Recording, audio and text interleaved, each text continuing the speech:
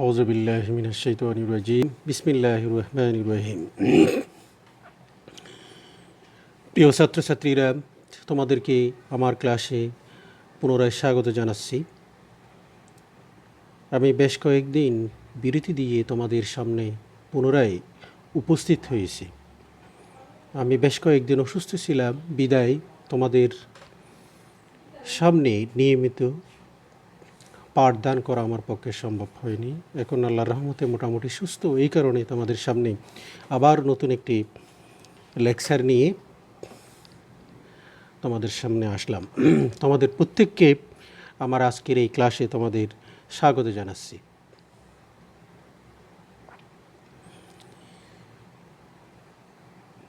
তোমাদের আমার এই ক্লাসে তোমাদের প্রত্যেককে ফুলেল শুভেচ্ছা এবং প্রাণডালা অভিনন্দন জানিয়ে আমার আজকের ক্লাসের কার্যক্রম শুরু করছি।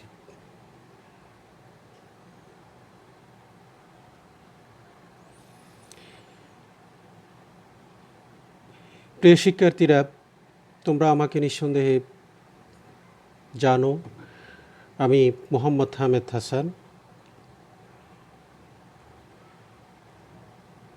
পৌরনীতি ও সুশাসনের সিনিয়র শিক্ষক, কর্নেল অলি আহমদ বীর বিক্রম ডিগ্রি কলেজ, বাজালিয়া, সাতকানি। আজকে আমরা যেই বিষয়ে আলোচনা করব সেই বিষয়ের সংক্ষিপ্ত পরিচিতি আমি তোমাদের সামনে তুলে ধরছি। আমাদের আজকের পাঠ্য বই হচ্ছে পৌরনীতি ও সুশাসন প্রথম পত্র, তৃতীয় অধ্যায়। আমাদের আজকের পাঠ শিরোনাম হচ্ছে আইন, সংজ্ঞা ও উৎস। আমরা এটার উপর আলোচনা করব।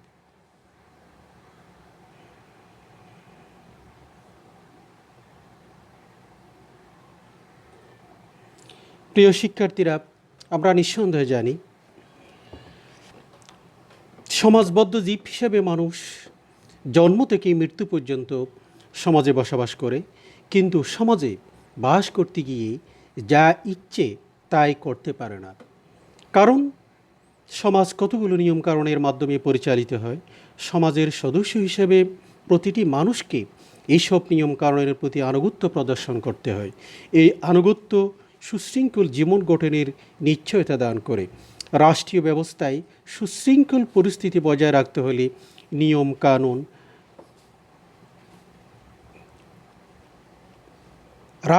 রাষ্ট্রীয় ব্যবস্থায় সুশৃঙ্খল পরিস্থিতি বজায় রাখতে হলে নিয়ম কানুন, বিধিবিধান, রীতিনীতি প্রভৃতি সচল থাকা আবশ্যক। এইসব বিষয়ের বাস্তবায়নে আইনের সূত্রপাত হয়েছে। সমাজের শান্তি শৃঙ্খলা প্রতিষ্ঠার জন্য মানুষের আচার আচরণ নিয়ন্ত্রণ করার উপায় হিসেবে আইন তৈরি হয়ে থাকে। মানুষ ব্যক্তিগত, সামাজিক ও রাষ্ট্রীয় জীবনের প্রতিটি ক্ষেত্রে আইনের সাথে সম্পৃক্ত। রাষ্ট্রের প্রতিটি নাগরিকের সুখ শান্তি নিশ্চিত করতে আইন প্রণয়ন করা হয়ে থাকে। আইনের মূল কথা হলো, আইনের দৃষ্টিতে সবাই সমান। রাষ্ট্রীয় আইন ভঙ্গ করলে আইন ভঙ্গকারীকে অবশ্যই শাস্তি পেতে হয়, কারণ আইনের রক্ষাকারী হলো সার্বভৌম ক্ষমতার অধিকারী রাষ্ট্র। আইন হলো মানুষ, সমাজ তথা রাষ্ট্রের বিকাশের অন্যতম বিধান। এটি সর্বজনীন ও সর্বগ্রাহী। তাই আমরা আজকে আইনের বিস্তারিত বিষয় নিয়ে আমরা আলোচনা করছি। আমরা জানব আইনের পরিচয়, আইনের সংজ্ঞা, আইনের উৎসসমূহ আমরা জানব। প্রিয় শিক্ষার্থীরা, আজকে আমরা আমাদের আলোচনা থেকে যেই বিষয়গুলো শিখতে পারবো সেই বিষয়গুলো হলো, আইনের সংজ্ঞা আমরা জানতে পারবো, আইনের বৈশিষ্ট্য বলতে পারবো, আইনের উৎসসমূহ সম্পর্কে আমরা বিস্তারিত জানব। প্রিয় শিক্ষার্থীরা, আমরা এখন দেখব আইনের সংক্ষিপ্ত পরিচিতি। আইনের ইংরেজি প্রতিশব্দ হচ্ছে ল। এই ল শব্দটি টিউটনিক শব্দ লেক থেকে এসেছে, যার অর্থ স্থির বা অপরিবর্তনীয়। আইন মূলত ফার্সি শব্দ, যার অর্থ নিয়ম কানুন বা বিধি। সুতরাং আইন বলতে কতগুলো বিধিবদ্ধ নিয়ম কানুনকে বোঝায়, যা সর্বক্ষেত্রে সমভাবে প্রযোজ্য। আইন সম্পর্কে বিভিন্ন রাষ্ট্রবিজ্ঞানী থিঙ্কাররা বা দার্শনিকরা যে সংজ্ঞা প্রদর্শন করছেন, যে সংজ্ঞা আমাদেরকে দিয়েছেন, আমরা সে সম্পর্কে একটু জানতে পারি। রাষ্ট্রবিজ্ঞানের জনক এরিস্টটল বলেন, ল ইজ দ্য ফ্যাশনলেস রিজন, অর্থাৎ আইন হলো আবেগ বিবর্জিত যুক্তি। ইংরেজ আইনবিদ জন অস্টিন বলেন, law is the command of the political supervision to the political inferior, অর্থাৎ আইন হচ্ছে কোনো ঊর্ধ্বতন রাজনৈতিক কর্তৃপক্ষ কর্তৃক নিম্নতম রাজনৈতিক কর্তৃপক্ষের প্রতি প্রদত্ত আদেশ বিশেষ। অধ্যাপক হলেন জন অস্টিনের মতকে সমর্থন জানিয়ে বলেন, a law is a general rule of external human action enforced by the supervision political authority, অর্থাৎ সার্বভৌম রাজনৈতিক কর্তৃপক্ষ কর্তৃক মানুষের বাহ্যিক আচরণ নিয়ন্ত্রণকারী সাধারণ নিয়মই হচ্ছে আইন। সর্বশেষ আমরা অধ্যাপক স্যালমনের সংজ্ঞার মাধ্যমে আমরা আইনের পরিচয় শেষ করব। তিনি বলেন, the law consist of the rules recognised and acted often by the courts of justice, অর্থাৎ আদালত কর্তৃক স্বীকৃত কার্যকর বিধিবিধানই হলো আইন। প্রিয় শিক্ষার্থীরা, আমরা এতক্ষণ আইনের সংক্ষিপ্ত পরিচয় আমরা জানলাম। এখন আমরা জানব আইনের বৈশিষ্ট্য। আমরা সংক্ষিপ্ত আকারে আইনের বৈশিষ্ট্যগুলো আমরা শুনব। আইনের 1 নম্বর বৈশিষ্ট্য হচ্ছে সর্বজনীনতা। আইনের একটি গুরুত্বপূর্ণ বৈশিষ্ট্য হলো এর সর্বজনীনতা। রাষ্ট্রের সব নাগরিক আইনের আওতাধীন, কেউ আইনের বাহিরে নয়। 2 নম্বর, অনুমোদন ও স্বীকৃতি। আইনের পেছনে সার্বভৌম কর্তৃপক্ষের অনুমোদন ও স্বীকৃতির প্রয়োজন। সার্বভৌম কর্তৃপক্ষ কর্তৃক জারিকৃত ঘোষণা আইন হিসেবে বিধিবদ্ধ হলে সাধারণ জনগণ সেগুলো মান্য করতে বাধ্য হয়। আইনের 3 নং বৈশিষ্ট্য হলো বিধিবদ্ধ নিয়মাবলী। আইন সাধারণত সমাজ ব্যবস্থার বিধিবদ্ধ নিয়মাবলী, যা রীতিনীতির সমষ্টি। 4 নং আইনের বৈশিষ্ট্য হলো বাহ্যিক আচরণ নিয়ন্ত্রণ করে। আইন মানুষের শুধুমাত্র বাহ্যিক আচরণ নিয়ন্ত্রণ করতে পারে। আইনের পক্ষে, বিশেষ করে রাষ্ট্রীয় আইনের পক্ষে, মানুষের অভ্যন্তরীণ কার্যাবলী নিয়ন্ত্রণ করা কখনো সম্ভব হয় না। রাষ্ট্রীয় আইন প্রণীত হয় মানুষের বাহ্যিক আচরণকে জনকল্যাণের উপযোগী করে তোলার জন্য। সর্বশেষ আইনের বৈশিষ্ট্য সেটা হচ্ছে সুস্পষ্টতা। আইন হতে হবে সুস্পষ্ট, দ্ব্যর্থহীন। অস্পষ্ট, দ্ব্যর্থবোধক আইন জনমনে সংশয় সৃষ্টি করে, আইন সম্পর্কে বিভ্রান্তি সৃষ্টি করে, যার কারণে আইনের অনুসরণ করা জনসমাজের পক্ষে অথবা রাষ্ট্রীয় কর্তৃপক্ষের পক্ষে অনেক সময় দুরূহ হয়ে দাঁড়ায়। আমরা সংক্ষেপে আইনের বৈশিষ্ট্যসমূহ আলোচনা করলাম। প্রিয় শিক্ষার্থীরা, আমরা এখন মূল আলোচনায় যাব। আমাদের মূল আলোচ্য বিষয় হচ্ছে আইনের উৎসসমূহ। আমরা জানি আইনের অনেকগুলো উৎস রয়েছে। শুধুমাত্র একটি উৎস থেকে আইনের সৃষ্টি হয়নি, বা একক কোনো কর্তৃপক্ষ বা কোনো প্রতিষ্ঠান, কোনো ব্যক্তি আইন সৃষ্টি করেনি। আইন সৃষ্টির পেছনে অনেকগুলো প্রতিষ্ঠান, অনেকগুলো সংস্থা, অনেকগুলো ব্যক্তির সমন্বিত উদ্যোগেই আইনের সৃষ্টি হয়েছে। আজকে আমরা সেই উৎসসমূহ আমরা দেখব। আইনের অনেকগুলো উৎস রয়েছে। তার মধ্যে প্রখ্যাত প্রফেসর হলেন আইনের 6টি উৎসের কথা বলেছেন। 1 নম্বর প্রথা, 2 নম্বর ধর্ম, 3 নম্বর বিচারালয়ের সিদ্ধান্ত, 4 নম্বর বিজ্ঞানসম্মত আলোচনা, 5 নম্বর ন্যায় বিচার, 6 নম্বর আইন পরিষদ। এছাড়াও আইনের অনেকগুলো উৎস রয়েছে। প্রিয় শিক্ষার্থীরা, আমরা ছবিতে স্লাইডে আমরা 2জন ব্যক্তিকে আমরা দেখতে পাচ্ছি। একজন বয়োবৃদ্ধ ব্যক্তি সোফায় বসে রয়েছেন, হাতে লাঠি তার, এবং আরেকজন অনেকটা বয়োবৃদ্ধ ব্যক্তি তাকে পায়ে ধরে সালাম করছেন।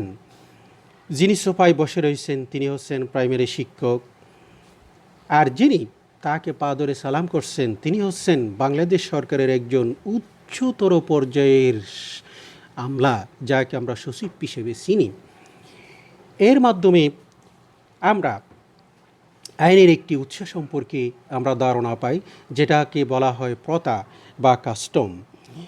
প্রথা আইনের সর্বাপেক্ষা প্রাচীনতম উৎস হলো প্রথা। সমাজ ব্যবস্থায় দীর্ঘদিনের প্রচলিত আচার ব্যবহার হলো প্রথা। আচার ব্যবহার, রীতিনীতি ও লোকাচার হলো প্রথা। প্রাচীনকালে প্রথার মাধ্যমে সমাজে অনেকই বিরোধ নিষ্পত্তি করা হতো। ইংল্যান্ডের সাধারণ আইনগুলো প্রথা থেকে সৃষ্টি হয়েছে। এগুলো সেখানকার রাষ্ট্রীয় বিধি ব্যবস্থায় একটি বিশেষ স্থান দখল করে নিয়েছে। প্রথা হচ্ছে এমন কিছু নিয়মকানুন, বিধিবিধান যেগুলো আমরা যুগ যুগ ধরে, শতাব্দীর পর শতাব্দী আমরা আমাদের অন্তরের অন্তঃস্থল থেকে হৃদয়ের গভীর অনুভূতি দিয়ে যেগুলো আমরা পালন করে আসছি। আমাদের পূর্বপুরুষরা, আমাদের শিক্ষকরা, আমাদের মা এবং বাবা, দাদা দাদিরা যেগুলো তাদের হৃদয়ের আকুতি দিয়ে যেগুলো মেনে আসছে, পালন করে আসছে, আমরাও ঠিক সেগুলো পালন করে আসি, আমরা মেনে চলি। এগুলো এক সময় রাষ্ট্রের, সমাজের, পরিবারের আইন হিসেবে এগুলো প্রতিপালিত হয়, অনুসরণ করা হয়, মেনে চলা হয়। আজকের ছবিতে আমরা সেরকম একটি বিষয় দেখছি যে একজন উচ্চ পর্যায়ের সরকারি কর্মকর্তা তার প্রাইমারি স্কুলের শিক্ষককে তিনি যে পায়ে ধরে সালাম করছেন, এই সালাম করার বিধান বা নিয়ম নীতি রাষ্ট্রের কোনো পর্যায়ে কোনো আইনের বইতে নেই, কিন্তু এটা আমরা শ্রদ্ধা ভরে আমরা স্মরণ করি, শ্রদ্ধা ভরে আমরা এটা অনুসরণ করি। এইটা আমাদের সমাজে প্রথা হিসেবে গৃহীত। এখন আমরা প্রত্যেকেই এই আইনকে আমরা সম্মান করি, আমরা মেনে চলি। এই ধরনের বিষয়গুলোকে প্রথা হিসেবে গ্রহণ করা হয়, আইন হিসেবে, আইনের উৎস হিসেবে আমরা গ্রহণ করে থাকি। প্রিয় শিক্ষার্থীরা, আমরা এখন দেখছি আইনের অন্যতম আরেকটি উৎস ধর্ম। আমরা এখানে স্লাইডে একটি ধর্মগ্রন্থ আমরা দেখতে পাচ্ছি, যেটার নাম হচ্ছে আল কোরআন। ঠিক অনুরূপভাবে অন্যান্য ধর্মেরও এই ধরনের ধর্মীয় গ্রন্থ রয়েছে। ধর্ম আইন প্রণয়নের ক্ষেত্রে গুরুত্বপূর্ণ ভূমিকা পালন করে থাকে। আদিম সমাজে ধর্মীয় বিধিবিধান ও রীতিনীতির মাধ্যমে সমাজে শৃঙ্খলা আনয়ন করা হতো। আধুনিক যুগেও ধর্ম আইন হিসেবে গণ্য হচ্ছে। বর্তমানে মুসলমান ও হিন্দুদের বিবাহ, তালাক, সম্পত্তির উত্তরাধিকার ইত্যাদি সংক্রান্ত আইন ধর্মীয় রীতিনীতি অনুযায়ী গড়ে উঠেছে। উদাহরণস্বরূপ ভারতীয় হিন্দু আইনের উৎস ধর্মগ্রন্থ মনুসংহিতা, আর মুসলিম আইনের অন্যতম উৎস হচ্ছে কোরআন, হাদিস, ইজমা ও কিয়াস। এবং ফিকহ শাস্ত্রের মধ্যে হেদায়া এবং ফতোয়া আলমগীরি আইনের অন্যতম উৎস হিসেবে গ্রহণ করা হয়, গণ্য করা হয়। এখান থেকে আমরা আইনের অনেক বিষয় আমরা গ্রহণ করেছি, এগুলো আমরা মেনে চলি এবং সে অনুযায়ী আমাদের জীবনকে আমরা পরিচালিত করে থাকি। প্রিয় শিক্ষার্থীরা, আমরা এখন আইনের আরেকটি উৎস সম্পর্কে আমরা জানব, যেটা হচ্ছে বিচারালয়ের সিদ্ধান্ত। আমরা স্লাইডে একটি ঐতিহাসিক স্থাপনা দেখতে পাচ্ছি, যেটা হচ্ছে আমাদের সুপ্রিম কোর্ট। এই সুপ্রিম কোর্ট হচ্ছে বাংলাদেশের বিচার বিভাগের মধ্যমণি। সব বিচারালয়ের শীর্ষ যে বিচারালয় সেটা হচ্ছে সুপ্রিম কোর্ট। এখান থেকে রাষ্ট্রের যাবতীয় সিদ্ধান্তসমূহ এখান থেকে প্রদান করা হয়। বিচারের চূড়ান্ত সিদ্ধান্ত এখান থেকে আমরা পেয়ে থাকি। অনেক সময় বিচার কার্য সম্পাদন করতে গিয়ে বিচারকগণ নিজস্ব বিচার বুদ্ধি প্রয়োগ করে থাকেন। এইসব সিদ্ধান্ত পরবর্তীকালে বিচার বিভাগের সিদ্ধান্ত বা রায় হিসেবে পরিগণিত হয়। এভাবে বিজ্ঞ বিচারকদের রায় আইন হিসেবে গণ্য হয় এবং রাষ্ট্র কর্তৃক স্বীকৃতি লাভ করে থাকে। প্রিয় শিক্ষার্থীরা, আমরা জানি আইনের অনেকগুলো উৎসের মধ্যে এই বিচারকদের সিদ্ধান্তই অনেক সময় উৎস হিসেবে গ্রহণ করা হয়। যখন বিচারকরা সংবিধান, আইনের অন্যান্য উৎস থেকে তার সামনে উপস্থাপিত মামলার নিষ্পত্তি করা, রায় প্রদান করা যখন তাদের পক্ষে সম্ভব হয় না, তখন বিচারপতিরা নিজস্ব বিচার বুদ্ধি দিয়ে আবেগ এবং অনুভূতি দিয়ে, তাদের চিন্তা চেতনা এবং জ্ঞান দিয়ে তারা সিদ্ধান্ত প্রদান করে থাকে। এই সিদ্ধান্তগুলো পরবর্তীতে অন্যান্য বিচারপতিরা অত্যন্ত সম্মান এবং মর্যাদা সহকারে যখন গ্রহণ করে এবং এগুলো যখন তাদের রায়ে পুনরায় প্রতিফলিত হয়, তখন সেটাকে বিচারালয়ের সিদ্ধান্ত বলা হয়ে থাকে। প্রিয় শিক্ষার্থীরা, আমরা এখন দেখছি আইনের অন্যতম আরেকটি উৎস, যেটাকে আমরা বলবো বিজ্ঞানসম্মত আলোচনা। আমরা এখানে দেখছি রাষ্ট্রের প্রখ্যাত কয়েকজন আইনজীবীর ছবি। এখানে আমরা দেখছি ডক্টর কামাল হোসেনকে, ব্যারিস্টার রফিকুল হককে যিনি সদ্য প্রয়াত, ব্যারিস্টার মঈনুল হোসেনকে আমরা দেখতে পাচ্ছি, আমরা এখানে দেখছি ব্যারিস্টার এম আমিরুল ইসলামকে, আমরা এখানে দেখছি এফ হাসান আরিফকে, এবং এখানে আরও দেখছি ফিদা এম কামালকে। আমরা জানি আইনের অন্যতম উৎস হিসেবে প্রখ্যাত আইনবিদের বিজ্ঞানসম্মত মূল্যবান আলোচনাও অন্তর্ভুক্ত হয়েছে। আইনবিদরা আইনের বিভিন্ন ব্যাখ্যা বিশ্লেষণ প্রদান করে আইনের অস্পষ্টতা দূরীকরণের সহায়তা করে থাকেন। এইসব ব্যাখ্যা বিশ্লেষণ আলোচনা আইনের জটিলতা দূর করে এবং পরবর্তীকালে বিভিন্ন মামলার রায় প্রদানের ক্ষেত্রে সহায়ক হিসাবে কাজ করে থাকে। যেমন ইংল্যান্ডের আইনজ্ঞ কুক লিখিত ইনস্টিটিউট, ব্ল্যাকস্টোন লিখিত কমেন্টারিজ on the lodge of England, অধ্যাপক ডাইসির ল অফ দ্য কনস্টিটিউশন গ্রন্থগুলো আইনের বিজ্ঞানসম্মত আলোচনার অন্যতম উৎস হিসেবে গণ্য। প্রিয় শিক্ষার্থীরা, একটি মামলা যখন বিচারপতির সামনে যখন উপস্থাপিত হয়, তখন ওই মামলার বাদী এবং বিবাদীর উভয় পক্ষের যে আইনজীবীরা মামলায় লড়ার জন্য তারা দাঁড়ান, তখন বিচারপতিরা উভয় পক্ষের বিজ্ঞ আইনজীবীদের বিজ্ঞানসম্মত আলোচনা শুনেন, যুক্তিসঙ্গত তর্ক বিতর্ক শুনেন। বিজ্ঞ আইনজীবীরা দেশীয় এবং আন্তর্জাতিক বিভিন্ন গুরুত্বপূর্ণ বই থেকে তারা রেফারেন্স প্রদান করেন। বিচারক এই আইনজীবীদের যুক্তিতর্ক গভীর মনোযোগ সহকারে শোনেন এবং তাদের বিজ্ঞানসম্মত আলোচনাগুলো তারা শুনে এখান থেকে বিচারপতিরা তাদের রায়ের উৎস খুঁজে পান। তাদের রায় প্রদান করার জন্য প্রয়োজনীয় ইনস্ট্রুমেন্ট তারা এখান থেকে গ্রহণ করেন এবং সে অনুযায়ী তারা রায় প্রদান করেন। এটাকে আমরা বলে থাকি বিজ্ঞানসম্মত আলোচনা। প্রিয় শিক্ষার্থীরা, আমরা এখন আলোচনা করব ন্যায়বোধ। ন্যায়বোধও আইনের অন্যতম উৎস হিসেবে পরিগণিত। এখানে আমরা বাংলাদেশ সুপ্রিম কোর্টের দুইজন প্রধান বিচারপতিকে আমরা সামনে এনেছি। আমরা জানি রাষ্ট্রের বিচার কার্যে নিয়োজিত থাকেন সম্মানিত বিজ্ঞ বিচারকগণ অনেক সময় বিচার কার্য সম্পাদন করতে গিয়ে যে কোনো জটিল মামলা নিষ্পত্তিকালে প্রচলিত আইনের সাহায্যে বিরোধ মীমাংসা করতে ব্যর্থ হন।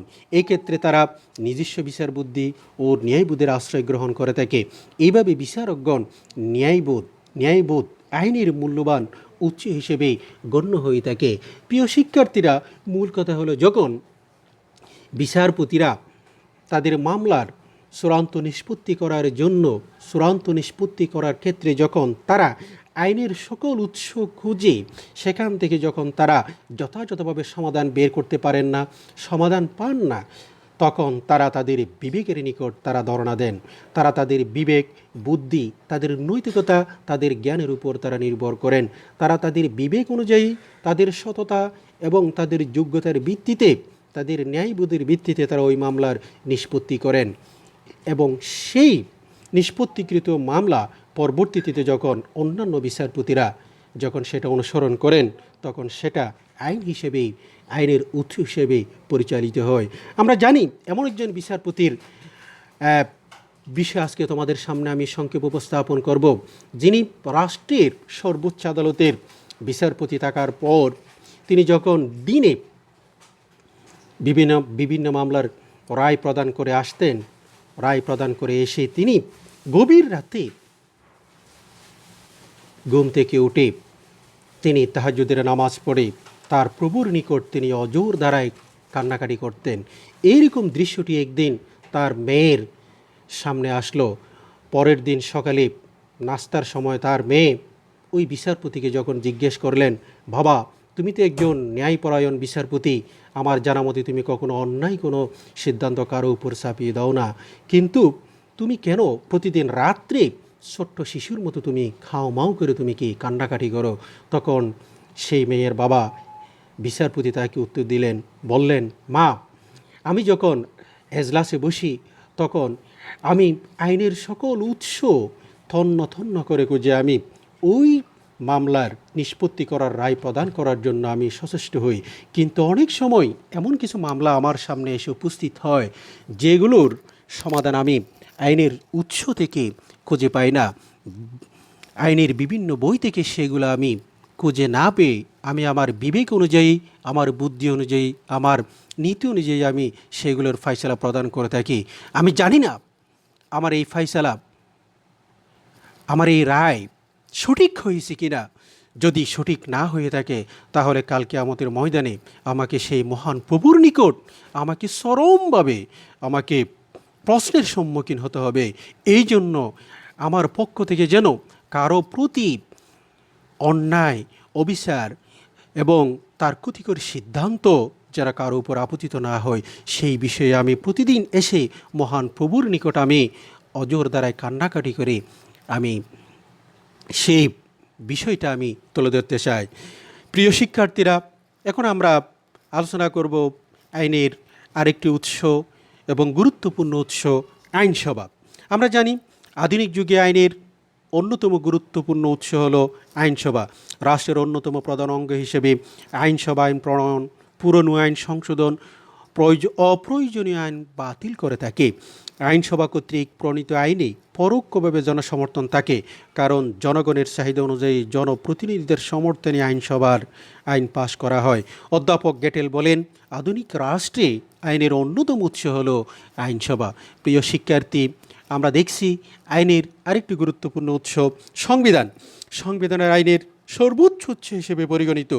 লিখিত সংবিধানে সরকারের আইন, শাসন ও বিচার বিভাগের ক্ষমতার পরিধি ও জনগণের মৌলিক অধিকারসমূহ লিপিবদ্ধ থাকে।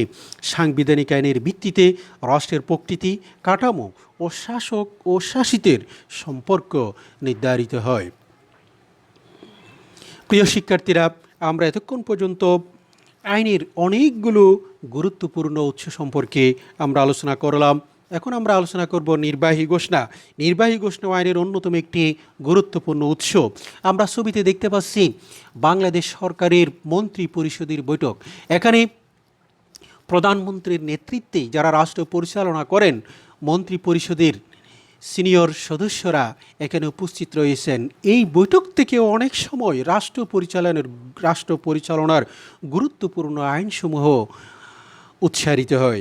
বর্তমানে আইনসভার কাজের চাপ বৃদ্ধি পাওয়ার কোনো কোনো ক্ষেত্রে শাসন বিভাগের কাছে আইনসভার কিছু ক্ষমতা ও দায়িত্ব ন্যস্ত করা হয়। শাসন বিভাগ কর্তৃক ঘোষিত আইনসমূহ পরবর্তীকালে আইনের উৎস হিসাবে কাজ করে। নির্বাহী ঘোষণা ও ডিক্রি অধ্যাদেশ হিসাবে ঘোষিত হয়। এসব অধ্যাদেশ আইনে পরিণত হওয়ার পূর্বে আইনসভার অনুমোদনের প্রয়োজন হয়। নির্বাহী ঘোষণাকে প্রশাসনিক আইনও বলা হয় এবং এই নির্বাহী ঘোষণা বিশেষ করে রাষ্ট্রপতি বা রাষ্ট্রপ্রধান এবং সরকার প্রধানের পক্ষ থেকে এই ঘোষণাসমূহ এসে থাকে। প্রিয় শিক্ষার্থীরা, সর্বশেষ আইনের উৎস হচ্ছে জনমত। আমরা স্লাইডে আমরা দুইটি ছবি আমরা দেখতে পাচ্ছি। একটা হচ্ছে বাংলাদেশের পার্লামেন্ট, যেখানে আইনসভার সদস্যরা বসে আইন তৈরি করে থাকেন। আরেকদিকে আমরা দেখছি বিশাল একটি জনসভা, যেখানে লক্ষ লক্ষ লোক একত্রিত হয়েছে তাদের মতামত প্রদান করার জন্য। জনমত আইনের অন্যতম উৎস হিসেবে পরিগণিত। আধুনিক গণতান্ত্রিক রাষ্ট্র ব্যবস্থায় জনপ্রতিনিধিরা আইনসভায় আইন প্রণয়ন করে থাকেন। প্রতিটি আইন প্রণয়নে জনমতের প্রতিফলন ঘটে, কারণ জনসমর্থন ও জনমতকে প্রাধান্য দিয়ে জনপ্রতিনিধিরা আইন প্রণয়ন করে থাকেন।